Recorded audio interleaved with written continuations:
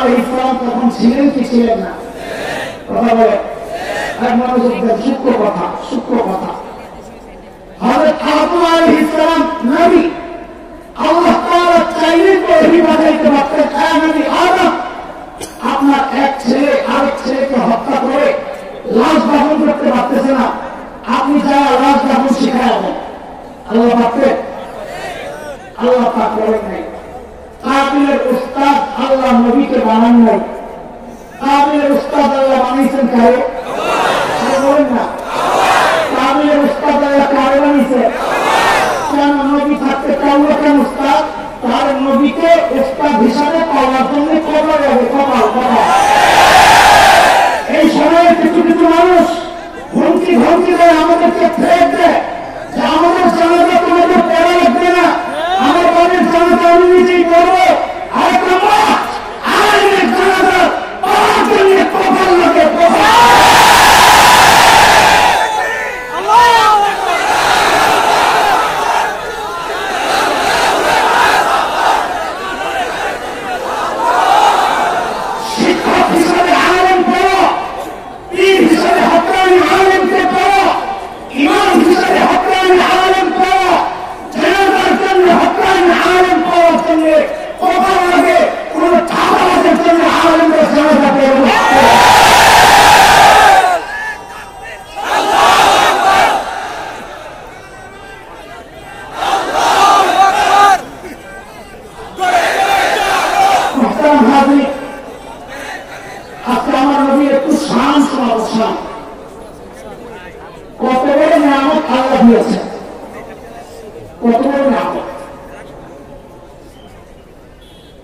আমার হাতে তো সময় খুবই কম, আপনার ডিস্টার্ব করলে আমার কথা উড়ে যাবে। একটু মনোযোগ লাগবে কথা শুনতে, উড়ে দুটো কথা একটা নির্দিষ্ট টার্গেটে কথা বলবো ইনশাআল্লাহ। দেখে কে কি মাসলায় বয়ান করে আমার জানি না, কিন্তু আমরা কিছু মানুষ বয়ানের একটা টার্গেট ঠিক করছি, সেটা হচ্ছে উম্মাহকে জাগাবো, উম্মাহকে জাগাবো। আমাদের কাজ ঘরের আশেপাশে ডাকাত ঘুরতেছে, এখন আমি একা সামলাইতে পারবো না, ডাকাত বড় শক্তিশালী, এই জন্য উম্মাহকে জাগাবো। এই জাগানোর জন্য এই ময়দানে আসা, হয়তো আখিরাত বরবাদ হচ্ছে অথবা দুনিয়া বরবাদ হচ্ছে। যদি আমরা দেখি দেশের স্বাধীনতা বিপন্ন, তাহলে আমরা কথা বলবো।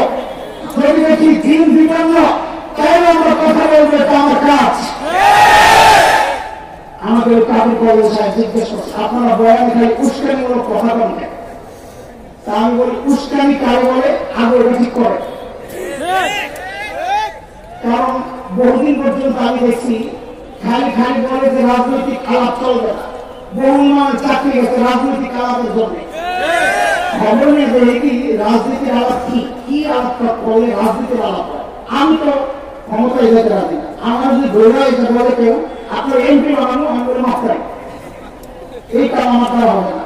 আমি চুপচাপ ভাবছি ভালো আছি, আগে একটা আমার না, আমি ময়দান হবো ইনশাআল্লাহ, এটা আমার টার্গেট।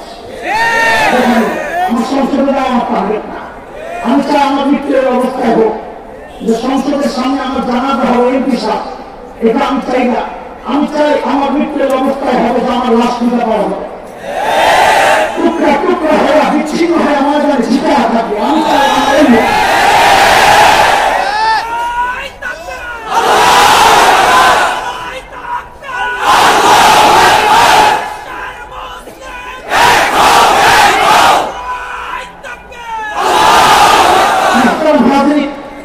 এই জন্য বলছি কথাটা যে আমি তো ক্ষমতায় যাওয়ার বক্তব্য দেই না, আমার তো যাওয়ার ইচ্ছাই নেই। তো কাজে আমার বক্তব্য রাজনীতিক হবে কেন? অনেক চিন্তা করছি, পরে বুঝছি আরে রাজনীতি মানে আমরা যেটা মনে করছি না। রাজনৈতিক বক্তব্য হলো আমি সুদের বিরুদ্ধে বললাম, পাশে একজন বসা ছিল সুদ খায়, এদের বিরুদ্ধে যায় লাভ দিয়ে দাঁড়িয়েছে, রাজনৈতিক বক্তব্য চলবে না। আমি ঘুষের বিরুদ্ধে বললাম, পাশে একজন ঘুষ খায়, এমন একটা বিরুদ্ধে বলছি, লাভ দিয়ে দাঁড়িয়ে রাজনীতি খারাপ চলবে না। আমাকে জিজ্ঞেস করছে আপনারা উস্কানিমূলক কথা বলেন কেন?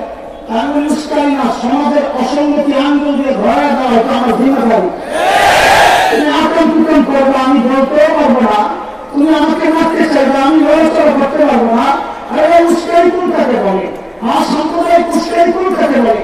আমার তিনদিনে তুমি কথা বলবা, আমি চুপ থাকবো, আমি কথা বললে উস্কাই হবে, তুমি আমার নদীকে গালি দিবা, আমি প্রতিবাদ করবো, আমি প্রতিবাদ করলে উস্কাই হবে। যদি উস্কাই হয় আমি একটু উস্কাই শুনে নাও, আমার জীবন থাকতে আমার নদীতে কোন কোরআনরা গালি দেবে, তোমার কথা আমি বলি, আমার সঙ্গে যদি করে আমি তো করবো হয়।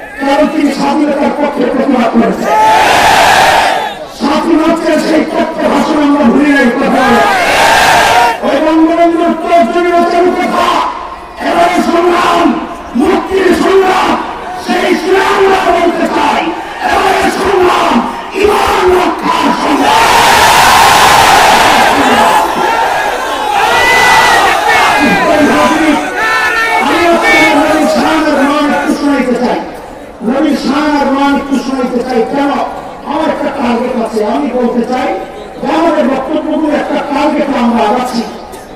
এটা দেশের জন্য অবশ্যই ক্ষতিকর নয়, এটা অবশ্যই বিশৃঙ্খলা সৃষ্টির জন্য না, বরং আমাদের বক্তব্যগুলো হচ্ছে যারা বিশৃঙ্খলা সৃষ্টি করে তাদের বিরুদ্ধে, যারা শৃঙ্খলা নষ্ট করার চক্রান্ত করে তাদের বিরুদ্ধে, যারা ভাই ভাই লাগাও দিতে চায় তাদের বিরুদ্ধে, যারা আইন প্রণালীকে সরকারের প্রতিপক্ষ বানাইতে চায় তাদের বিরুদ্ধে। কোন দল আমাদের প্রতিপক্ষ নয়, কোন নেতা আমাদের প্রতিপক্ষ নয়, সরকার আমাদের প্রতিপক্ষ নয়, পুলিশ আমাদের প্রতিপক্ষ নয়। তারা তো আজকে সহযোগিতা করবে, কি দেখলাম না? এই সম্মেলন আয়োজন হয়েছে প্রশাসনের সহযোগিতা ছাড়া, জনপ্রতিনিধিদের সহযোগিতা ছাড়া, এলাকার যারা রাজনৈতিক লিডার তাদের সহযোগিতা ছাড়া। কি বুঝলাম আমরা? আমরা বুঝেছি এটা বাংলাদেশ, দল যার যার ধর্মসভা, এটা বাংলাদেশ, দল যার যার ইসলাম সভা।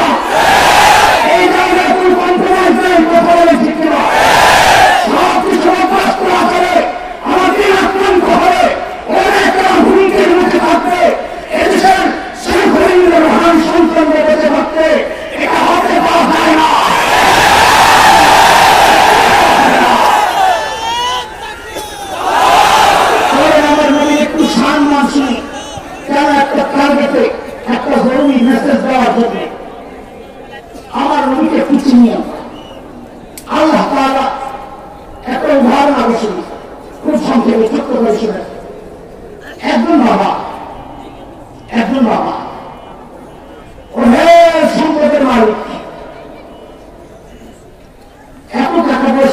হিসাব নাই, হিসাব ছাড়া। তার একটাই মেয়ে, কোথা আপনারা জানেন কি না জানা নাই, বাবারা মেয়েদের প্রতি একটু আলাদা দুর্বল থাকে, যার মেয়ে আছে সে যায়। তো যেহেতু মেয়ে একটা, এই জন্য আহ্লাদ আর একটু বেশি। এমনি তো মেয়ে হিসেবে আহ্লাদ বেশি, আবার একা হওয়ার কারণে আরেকটু বেশি, আবার ধনী বাবার মেয়ে হওয়ার কারণে আরেকটু বেশি, আবার মেয়েটা খুবই সুন্দরী, তাহলে আহ্লাদ আরেকটু বেশি। মেয়ে বিয়ের উপযুক্ত হয়েছে, বিয়ের উপযুক্ত হয়েছে। এর মধ্যে এক ব্যক্তি আসছে প্রস্তাব নিয়ে, আপনার মেয়েকে একটা ছেলের সাথে বিয়ে দিতে চাই, তাহলে আপনি কে? ঘটককে জিজ্ঞেস করে কে? মেয়ের বাবা। আপনি কে? বলে আমি ছেলের খালু। কে? আপনি বাবার কাছে রাগ হয়ে, হ্যাঁ আমার মেয়ের আল্লাহ বস্তা নিয়ে গেছেন, নিয়ে সস্তা খালু আছেন প্রস্তাব নিয়ে। তোমার কে আসবে? ছেলের বাবাকে পাঠা। কে কে কে? ভাই এই উদাহরণটা যত বুঝবেন, নবুকে চেনা তত সহজ হবে। ছেলে বাবাকে পাঠা। আসছেন ছেলে বাবা প্রস্তাব নিয়ে। এখন মেয়ের বাবা জিজ্ঞেস করে ছেলের বাবাকে, আপনার নাম কি? আপনার বাবার নাম কি? বাবা কি করতেন? বংশের খবর কি? আপনার ছেলের নাম কি? ছেলের হাইট কত? গায়ের রং কেমন? চোখ কেমন? ঠোঁট কেমন? কান কেমন? বন্ধু বান্ধব কারা? ছেলের মাকে, মার বংশ কি? নাম কি? রূপ মাকে, এলাকা, বাড়িঘর কি অবস্থা? ছেলের বন্ধু বান্ধব কারা? কাদের সাথে চলে? ওইটা আলাদা বেশি। এগুলো সব খবর লয় নেওয়ার পরে বেশি গেছে, বেশি গেছে সব ওকে মাশাআল্লাহ। এখন মেয়েকে বিদায় দেওয়ার সময় মেয়ের বাবা মার্কেট করবে, মেয়েকে বিদায় দিবে। বাজারে যারা সবচাইতে দামি পোশাকটা কিনবে কি কিনবে না? কেন? তার তো টাকার অভাব নাই, খরচের জায়গা নাই। টাকার অভাব নাই আর খরচের, সবচাইতে দামি পোশাকটা কিনেছে, সবচাইতে দামি গহেনা কিনেছে, সবচাইতে দামি প্রসাধনী কিনেছে, সাজগুজের জিনিস কিনেছে, সব সুন্দর সুন্দর জিনিস দিয়ে সাজায়া তারপর মেয়েরে বিদায় দিয়েছে। ঠিক আল্লাহ সুবহানাহু ওয়া তাআলা প্রিয় হাবিব সাল্লাল্লাহু আলাইহি ওয়াসাল্লামকে দুনিয়ায় পাঠানোর ক্ষেত্রে সব বিষয় লক্ষ্য করেছে। সর্বপ্রথম যে আমার নবীকে আমি দুনিয়ায় ফ্রিতে পাঠাবো না, ফ্রিতে পাঠাবো না, ফ্রি জিনিসের কাজ থাকে না। এটা হচ্ছে দুনিয়ার মানুষের নেচার। যে জিনিস অর্জন করা যত কষ্ট হয়, ওটার প্রতি তার আগ্রহ, মায়া, মমতা তত বেশি থাকে। কথা ঠিক কিনা? আমি আমার নবীকে দুনিয়ায় ফ্রিতে পাঠাবো না। বলে কেমনি পাঠাবে? বলে প্রস্তাব দিয়ে নেওয়া লাগবে, চাওয়া চাওয়া নেওয়া। আরে সর্বনাশ, তো কে প্রস্তাব দিবে? বলে ছেলের বাবা। কে দিবে? আর কে দিবে? ছেলের বাবাকে। মিল্লাতা আবিকুম ইব্রাহিম হুয়া সাম্মাকুমুল মুসলিমিন।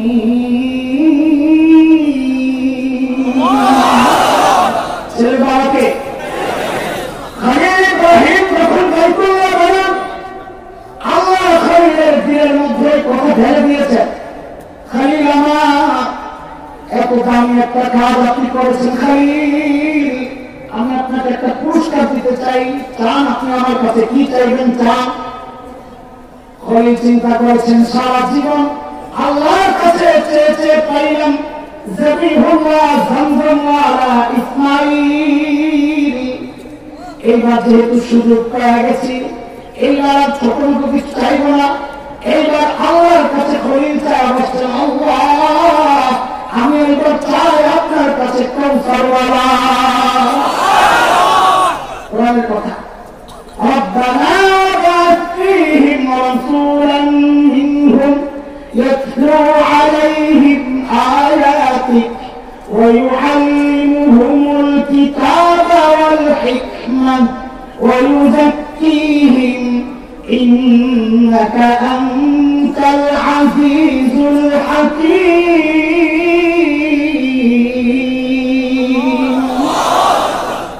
বলেন তো এইবার আল্লাহর কাছে নবীর জন্য দরখাস্ত লেখছেন কে? আমি যা বলি তা বলেন খলিলুল্লাহ। বলেন কে পাঠাইলেন? পাশে কিন্তু বসা আছেন জবিহুল্লাহ ইসমাঈল। জবিহুল্লাহ আমিন বলছে, আমিন কি বলছে? আমি দরখাস্তের মধ্যে সুপারিশ করছে। এবার মিলা বলেন দরখাস্ত পাঠাইলেন কে? সুপারিশ করলেন কে? সেই অফিসে বসে বসে কারবার চলছে, অফিসের নাম বাইতুল্লাহ। বলেন আমার মিলা দরখাস্ত পাঠাইছেন কে? সুপারিশ করলেন কে? অফিসের নাম কি? আল্লাহ বলেন দোয়া মঞ্জুর। খলিলুল্লাহ দোয়া করেছেন, জবিহুল্লাহ আমিন বলেছেন, বাইতুল্লাহ বসে বসে দোয়া মঞ্জুর। আমিও পাঠাই দিলাম হাবিবুল্লাহ।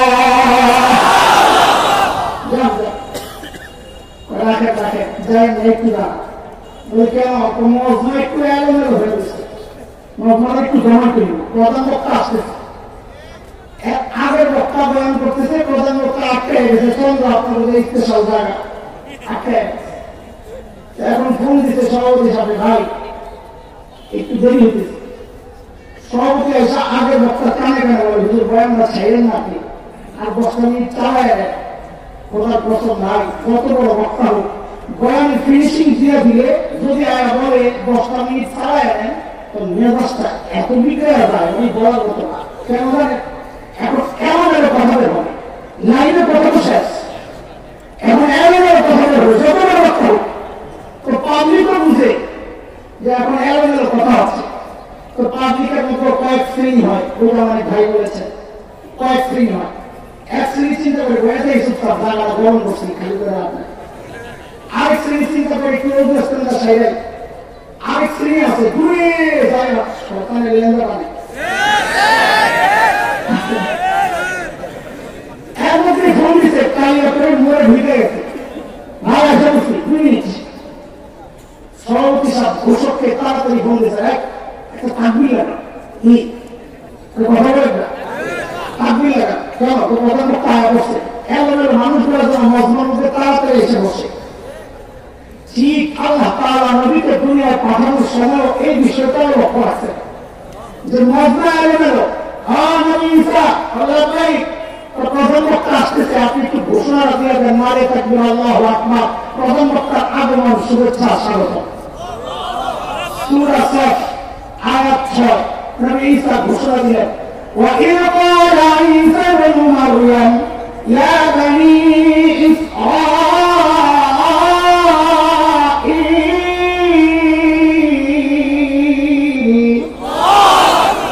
ঘোষণা দুইটা কথা। এক নম্বর إِنِّي رَسُولُ اللَّهِ إِلَيْكُمْ مُصَدِّقًا لِمَا بَيْنَ يَدَيَّ مِنَ التَّوْرَاةِ ومبشرا برسول يأتي من بعد اسمه أحمد। ঘোষণার কথা কয়টা? বলেন তো কয়টা? আচ্ছা এখানে আপনাদেরকে একটা প্রশ্ন করি, আপনারা জানেন কিনা দেখি। কিয়ামতের আগে হযরত ঈসা আলাইহিস সালাম দুনিয়ায় আবার আসবেন কিনা? কেন আসবেন জানেন? হ্যাঁ আচ্ছা আচ্ছা মাশাআল্লাহ। মুহাক্কিকরা অনেক কারণ বলেছে, এমন একটা কারণ যেটা আপনারা জানেন। হযরত ঈসা আলাইহিস সালাম আল্লাহর কাছে দোয়া করছেন, ওই শুনছেন আল্লাহর কাছ থেকে যে আখির পয়গম্বরের উম্মতের অনেক দাম। হযরত ঈসার মনে মনে শখ আছে, আল্লাহ আমারও যদি আখির পয়গম্বরের উম্মত বানায় দুনিয়ায় পাঠাইতেন। আল্লাহ করতে বলতেছে, কিন্তু খ্রিস্টানরা এগুলাকে নিয়ে আবার পেশাল করে। এই পেশাল হল করাও আবার আমাদেরই কাজ, কোন অস্পষ্টতা থাকবে না। যত পেশিরা কথা আছে এগুলোর জবাব ওলামায়ে কেরাম আপনাদেরকে দিতে প্রস্তুত। সময় পাইব আমরা পারবো কি? ওয়াইটা সম্ভব। প্রশ্ন যাবে আহলুস সুন্নাহ ওয়াল জামাতের আকীদা হচ্ছে সমস্ত মাখলুকের মধ্যে নবুয়তের মর্যাদা সর্বোচ্চ। কোথায়? সর্বোচ্চ। ফেরেশতাদের চেয়ে নবীরা বেশি দামি। হযরত হযরতে ঈসা আলাইহিস সালাম নবী কিনা? তো নবীর মর্যাদা তো সবচেয়ে বেশি। হযরতে ঈসা উম্মতের প্রশংসা শুনে তার চেয়ে নিচের মর্যাদা আখরি পয়গম্বরের উম্মত হতে চাইলে মানে এমপি সাহেব চেয়ারম্যান দিতে একটা হাতে নিয়ে বলে আজকের মতন আপনি এখানে সমাপ্ত, আবার দেখা হবে, বলে কিনা? তো আল্লাহ হযরত ঈসাকে বলে, ঈসা বলে ইয়েস, আপনি আখরি পয়গম্বর, শেষ বক্তা, প্রথম বক্তার আগমনের ঘোষণা দিচ্ছেন? বলে হ্যাঁ। তাইলে কিয়ামতের আগে আপনি আবার দুনিয়ায় যান, যাই মাহফিল যে শেষ, দুনিয়াতে শেষ হবে, ওই ঘোষণা আপনি দিয়ে আসেন না। বুঝতেছেন কি কথাবার্তা? আমার নবী সাহেব হযরত ঈসা ঘোষণা দিলেন, ইয়া বনী ইসরাঈল ইন্নী রাসূলুল্লাহি ইলাইকুম। ভাই নবীর সম্মান শোনাইতেছি না, মাস্টার এটা না, মাস্টার আরেকটা। বাচ্চারা ডাক্তারের কাছে গেলে ডাক্তার যদি মনে করে ইঞ্জেকশন দেওয়া লাগবে, টিকা, অনেক বিজ্ঞ ডাক্তার কি করে, বাচ্চার হাতে একটা চকলেট ধরায়, মেরে বাজার দিয়ে চকলেটটা খায়, বাচ্চা বলে চকলেট খায়, ওই ফাঁকে ডাক্তার আস্তে করে ইঞ্জেকশন ঢুকায়। নবীর সম্মান মানে আমি তোমাদের চকলেট খাওয়াইতেছি, আমি আমার আপনাকে ইঞ্জেকশন দিয়ে দিয়ে দিই। মাস্টার আসলে এটা ইঞ্জেকশন, চকলেট মাস্টার না। শোনো তো আমার নবী সাহেব, আল্লাহু আকবার, আল্লাহু আকবার। হযরত ঈসার ঘোষণা বক্তব্য কথা বলেন, এক নম্বর, ইয়া বনী ইসরাঈল ইন্নী রাসূলুল্লাহি ইলাইকুম। আমি তর্জমা বলবো, আমার সাথে সাথে আপনারাও বলবেন, ও বনী ইসরাঈল, আল্লাহ আমাকে তোমাদের রাসূল বানায়া পাঠাইছেন। আমার বলে, ও বনী ইসরাঈল, আল্লাহ আমাকে তোমাদের রাসূল বানায়া পাঠাইছেন। আমি যে আপনাদের একটা ইঞ্জেকশন দিব, এই কথাটা হলো ওই ইঞ্জেকশনের সুই। যখন ইঞ্জেকশন দিব তখন আমি সুইটা চাইবো, আমাকে সুইটা দিলেন তুমি চাইবা, বলেন তো সুইটা কি, বলেন তো? ও বনী ইসরাঈল, আল্লাহ আমাকে তোমাদের রাসূল বানায়া পাঠাইছেন। মনে থাকবে ইনশাআল্লাহ। হযরত ঈসার 2 নম্বর ঘোষণা,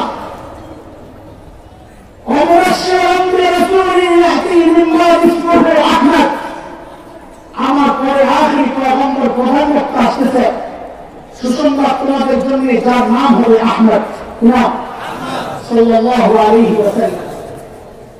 ওই যে আপনাদেরকে বলেছি, বাবা মেয়েকে সাজায় দেওয়ার সময় সব দামি দামি জিনিস দিয়ে সাজায় দেয় না, আল্লাহ আমার নবীকেও সব দামি দামি জিনিস দিয়ে সাজায় দিচ্ছেন, নাম দিচ্ছেন তো সেরা নাম দিয়েছে। আমার নবীর 2টা নাম, মোহাম্মদ, আহমদ। হাসিক নাম রে ভাই, আমার তো এলাম কর, কিন্তু এই 2 নাম নিয়ে ঘাটাঘাটি করি আর হাসি, আরে কি মজা, কি মজা, সুবহানাল্লাহ। যত নাড়াচাড়া করে তত সুগ্রাম খেয়ে বেরিয়ে থাকে। এক নাম তো মোহাম্মদ, মানে সবচেয়ে বেশি প্রশংসিত। মক্কার কাফিররা ঘাটে ঘাটে বাজারে যায় নবীর বদনাম করতো, মোহাম্মদ খারাপ লোক, তার কাছে যাইবা না। আপনি বলি কি মোহাম্মদ সবচেয়ে প্রশংসিত, এই মানুষ আবার খারাপ হয়ে গেল। আল্লাহ কি নাম রাখতে দেখে, এরা মিটিং বসে, মিটিং বসে বলে নাম ধরে পাল্টাই দেবে, বলে কি নাম রাখা, নাম রাখ বুখারী রিওয়ায়াত, বলে নাম রাখ মুজাম্মাল। কি সবচেয়ে বেশি নিন্দিত? হ্যাঁ, এটা ঠিক আছে। বাংলাদেশ যায় বলতে চাই মুজাম্মাল খারাপ মানুষ, এর কাছে যাইবা না। বাজারের লোকজন জিজ্ঞেস করে মুজাম্মাল কেন, আমার নবীর নাম আল্লাহ রাখছে, সারা জিন্দিগি তুমি বসে বসে বদনাম করবা, দিন শেষে জিজ্ঞেস করা হবে তুই কার বদনাম করে নিলে, ওই জিনিস সবচেয়ে বেশি প্রশংসিত, তুই কি পাগল নি? আর আল্লাহ দুশ্মন, নবীর দুশ্মনদের নাম করে দেওয়া আল্লাহ আগের থেকে ঠিক করে রাখছে। সাম্প্রতিক কালের এক দুশ্মন ফ্রান্সের প্রেসিডেন্ট, কি নাম? ম্যাক্রো না? আমি একদিন আরবিতে লেখা হাসতে হাসতে শেষ, ম্যাক্রো একদিন মাকড়ে আর কি মাকড় মানে কি অপছন্দনীয়। তার মানে কেউ যদি আমাকে প্রশংসা করে, দিন শেষে জিজ্ঞেস করবে কার প্রশংসা করা, ওই মাকড় যাবে। আর একটা আবার কি সুন্দর নাম রাখছেন। নবীকে আল্লাহ দুনিয়ায় পাঠিয়েছেন ইবাদত শেখানোর জন্য, কিসের জন্য বলেন না? এই দোস্ত বলেন তো, ইবাদতের মধ্যে সবচেয়ে দামি ইবাদত কোনটা? বলেন বলেন। আল্লাহ আমার নবীর নামটা দিয়া ওই নামাজ করে সাজাইছেন। সুবহানাল্লাহ। ওই কেমনে বলে? আহমদ লিখতে অক্ষর লাগে 4টা। কয়টা? আলিফ, হা, মিম, দাল। আল্লাহু আকবার। একটা মানুষ যেমন নামাজ দাঁড়ায় যখন, যেন সে আলিফ হয়ে দাঁড়ায় আছে। যেই না মানুষটা রুকুতে যায়, ডান দিক থেকে তাকায় দেখেন যেন হায়ের মাথাটা দাঁড়ায় আছে। যেই না মানুষটা সিজদায় যায়, যেন মিমের মাথাটা শুয়ে আছে। যেই না মানুষটা তাহিয়াতুল সুরতে বসে, যেন সুন্দর করে গালটা বসে আছে। আল্লাহু আকবার। আমার নবীর মান শান সবচাইতে ইন্টারন্যাশনাল ভাষা কোনটা বলেন তো? না ইংরেজি? কোনটা? এখানে বহু মানুষ বলবে, আরে মূর্খ হুজুর বলে কি রে? আমি মূর্খ না, তুমি মূর্খ, একটু বুঝালো। এই 2 হাত করে কবরের নিচে ইংরেজি চলে না আরবি? তোমাকে জিজ্ঞেস করবে নাকি হু আর ইউ? ফেরেশতারা জিজ্ঞেস করবে হু আর ইউ? কি জিজ্ঞেস করবে? মা রাব্বুকা। এটা তো সাইন ভাষা। জমিনের নিচে যে ভাষা চলে, আসমানের উপরে যে ভাষা চলে, আসমান জমিনের মাঝখানে যে ভাষা চলে, হাসরে যে ভাষা চলবে, জান্নাতে যে ভাষা চলবে, ওইটা ইন্টারন্যাশনাল না, তোমার ইংরেজি ইন্টারন্যাশনাল। আল্লাহু আকবার। আল্লাহ আমার নবীর নাম দিয়া ওই ভাষাটারে সাজাইছেন। সুবহানাল্লাহ। আল্লাহু সুবহানাল্লাহ। ওই মানে কি? ওই মানে হচ্ছে আমার নবীর প্রত্যেকটা নামের প্রথম অংশ, প্রথম অক্ষরটা দিয়া আল্লাহ আরবি ভাষাকে সাজাইছেন। বলে তুমি আলিফ থেকে ইয়া পর্যন্ত টান দিয়ে একটু দেখো না। তুমি যদি আলিফকে টান দাও, আমার নবী আহমদ। তুমি যদি বাকে টান দাও, আমার নবী বাশীর। তুমি যদি তাকে টান দাও, আমার নবী তাকি, সবচেয়ে বড় মুত্তাকি। তুমি যদি তাকে টান দাও, আমার নবী আসসাবিক, বহু তারা হাজার সাথে কারো তুলনা নাই। তুমি যদি জিনকে টান দাও, আমার নবী জামিল, সবচাইতে সুন্দর। তুমি যদি হাকে টান দাও, আমার নবী হামিদ, সবচেয়ে বড় প্রশংসাকারী, সবচেয়ে বেশি প্রশংসিত। তুমি যদি খাকে টান দাও, আমার নবী খাতামুন নবিয়্যিন। তুমি যদি দাওকে টান দাও, আমার নবী দাইয়ান ইলাল্লাহি বিইذনিহি। তুমি যদি জালকে টান দাও, আমার নবী যাকি, সবচেয়ে বড় মেধাবী। তুমি যদি রাকে টান দাও, আমার নবী রাহমাতুল লিল আলামিন। তুমি যদি যাকে টান দাও, আমার নবী যাহিরুল জান্নাহ, দুনিয়া থেকে জান্নাত ভ্রমণ করে আসছেন। তুমি যদি সিনকে টান দাও, আমার নবী সাইয়্যিদুল বাশার, আমার নবী সাফিয়ে কাউসার। তুমি যদি শিনকে টান দাও, আমার নবী শাফিউল মুজনিবিন। তুমি যদি সাফকে টান দাও, আমার নবী সামিউল্লাহ। তুমি যদি দাকে টান দাও, আমার নবী কামিল উম্মতের জিম্মাদার। তুমি যদি তাকে টান দাও, আমার নবী তাইয়্যিব তাহির। তুমি যদি যাকে টান দাও, আমার নবী জাহিদ, লাইসা বাতিল। যে বাতিয়া বলে নবী জাহির জানে, গায়েব জানে, না না, একমাত্র গায়েব জানলে ওকে। তুমি যদি আইনকে টান দাও, আমার নবী আব্দুল্লাহ। তুমি যদি ভাইকে টান দাও, গায়েব মানে হুজুর আত্মমর্যাদা। নবী বলেছেন আনা আগলাউ মিনকুম, তোমাদের মধ্যে সবচেয়ে বেশি আত্মমর্যাদা আমার। তুমি যদি ফাকে টান দাও, আমার নবী ফারিক বাইনাল হাক্কি ওয়াল বাতিল, হক বাতিলের চূড়ান্ত পার্থক্যকারী। তুমি যদি কাফকে টান দাও, আমার নবী কারিউল কোরআন, দুনিয়ার সবচেয়ে প্রথম সর্বপ্রথম কোরআনের তিলাওয়াত করনেওয়ালা। তুমি যদি কাফকে টান দাও, আমার নবী কাসীরুল উম্মাহ, আল্লাহর আদালতে উম্মতের পক্ষে কথা বলবেন। তুমি যদি লামকে টান দাও, আমার নবী লাঈনুশ শাইতান, শয়তানের সবচেয়ে বড় নিন্দাকারী। তুমি যদি মিমকে টান দাও, আমার নবী মুহাম্মদ, আমার নবী মাহবুব, আমার নবী মনসুর, আমার নবী মুজাম্মিল, আমার নবী মুদ্দাসসির, আমার নবী মুস্তাফা সাল্লাল্লাহু আলাইহি ওয়াসাল্লাম। তুমি যদি ওয়াকে টান দাও, আমার নবী ওয়াকিল। তুমি যদি নুনকে টান দাও, আমার নবী নাযীর। তুমি যদি হাকে টান দাও, আমার নবী হাদিল আলম। তুমি যদি হামজাকে টান দাও, আমার নবী আল আমিন। তুমি যদি ইয়াকে টান দাও, আরে মালিক কত মায়া করে ডাক দিয়েছেন ইয়াসিন।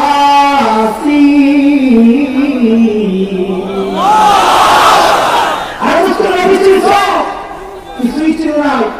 ওরা চিনি হলে তোমার চুরি বলে তুমি নবী ছিল না, তোমার মুখ বলে তুমি নবী ছিল না, তোমার জামা বলে তুমি নবী ছিল না, তোমার শরীরের চিন্তা বলে তুমি নবী ছিল না, তোমার বিবির পোশাক বলে তুমি নবী ছিল না, তোমার বিয়ের সাথে প্রোগ্রাম বলে তুমি নবী ছিল না। ও দোস্ত, সব তো ঠিক আছে, আল্লাহ আমার নবীকে সব সেরা সেরা জিনিস দিয়ে সাজাইছেন, সব তো ঠিক আছে। চোখ দিচ্ছেন তো সেরা চোখ দিচ্ছেন, ভোট দিচ্ছেন তো সেরা ভোট দিচ্ছেন, ঘাম দিচ্ছেন তো সেরা ঘাম দিচ্ছেন, আর কয়টা বলবো ঘাম দিচ্ছেন তো সেরা ঘাম দিচ্ছেন।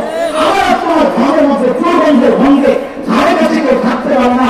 আমার নবীর ঘাম তাহলে কেমন সংগ্রহ করতেন, কেন কোন প্রোগ্রাম আসলে একটু ভাই করে দিতেন, পুরা অনুষ্ঠানটা সুগ্রামের নিয়ম করতে হবে। সব ঠিক আছে, কিন্তু একটা জায়গায় খালি একটু ঝামেলা, এটাই মূল কথা।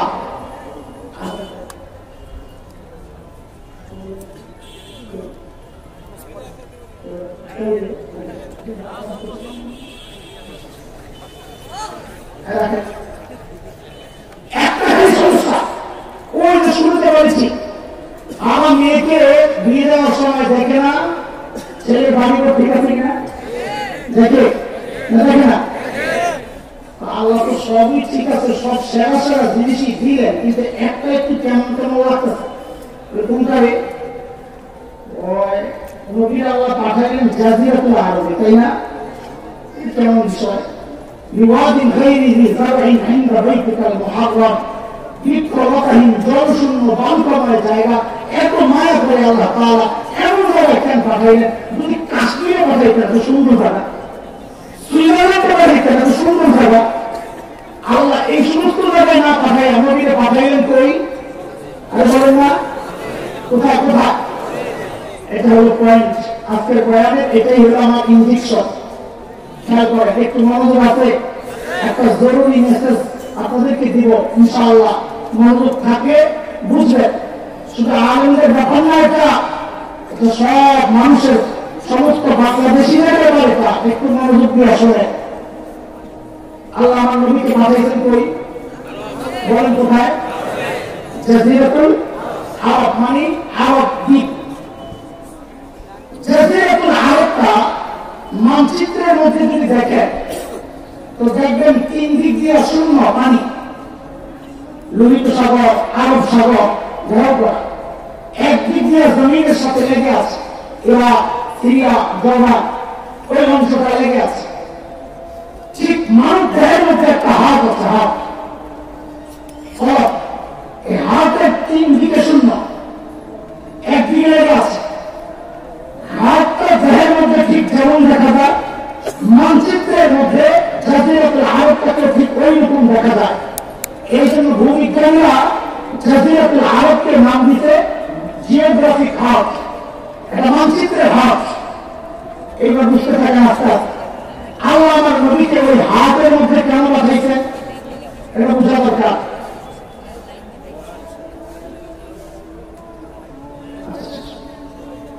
আল্লাহ আমার নবীকে হাতে কেন পাঠাইছেন? হাতে পাঠানোর কারণ হচ্ছে, দুনিয়া আমার নবী আসার আগে যত দর্শন ছিল, দার্শনিকরা ছিল, গ্রিক দর্শন, ব্যাবিলন, রোমান, পারস্য, বাগদাদি, মিশরি, সমস্ত দার্শনিকদের বক্তব্য ছিল মানুষকে নিয়ন্ত্রণ করে তার ব্রেন কে। সর্বপ্রথম আমার নবী ঘোষণা দিলেন যে না, মানুষকে তার ব্রেন নিয়ন্ত্রণ করে না, মানুষকে নিয়ন্ত্রণ করে তার হাত কে। নবী বললেন আলা ইন্না ফিল জাসাদি মুদগাহ ইযা সালাহাত সালাহাল জাসাদু কুল্লুহু ওয়া ইযা ফাসাদাত ফাসাদাল জাসাদু কুল্লুহু আলা ওয়া হিয়াল কলব। হে আমার উম্মত, মানব দেহের মধ্যে একটা গোশতের টুকরা আছে, ওই গোশতের টুকরা যদি ঠিক হয়ে যায় তাহলে ঠিক হয়ে যাবে, ওই গোশতের টুকরা যদি নষ্ট হয়ে যায় গোটা বডি নষ্ট হয়ে যাবে। এতদিন পর্যন্ত এই হাদিস তো পীর সাহেবরা আত্মশুদ্ধির জন্য ব্যবহার করেছে, আমরা একটু আরেক জায়গায় ব্যবহার করি চলে। আল্লাহ তাআলা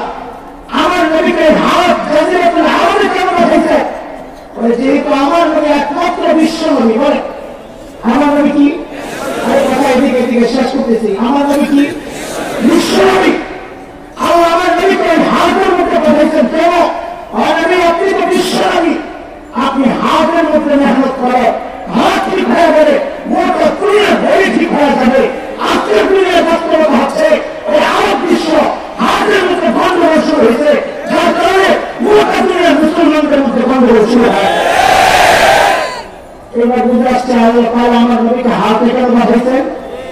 একটা উদাহরণ দিয়ে বিশ্বাস করতেছে।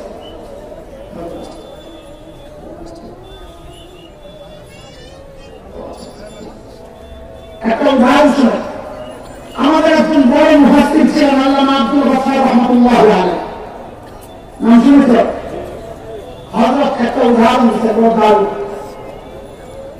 ইন্ডিয়া গেছেন এক সফরে, আলেমদের কাফেলা, বড় প্লেটের মধ্যে গরম শুকনা খিচুড়ি খাইতে দিচ্ছে, মাঝখানে ঘি। তো গরমের তাপে ঘি গেছে বেলা, পশ্চিম দিকে যে মাওলানা বসে উনি হঠাৎ করে কি করলেন, ঘিয়ের মধ্যে আঙুলে ঢুকে নিজে দিয়ে একটা টান মাসে মায়েরা কি বলে, ওই যে মক্কা থেকে হাত সাগরের পশ্চিম দিকে, লোহিত সাগরের পশ্চিম পার, আজকের দুনিয়ার ইথিওপিয়া, ইউরোপিয়া নদী জুড়ে হাতসা ঘিয়ের মধ্যে আঙুল দিয়া নিজের দিকে টান মারে আর বলে কি, ইসলাম প্রথমে মক্কা থেকে হাতসার দিকে হিজরত করছে। ঘি তো মাঝখানে এভাবে বানিয়েছে ইসলাম।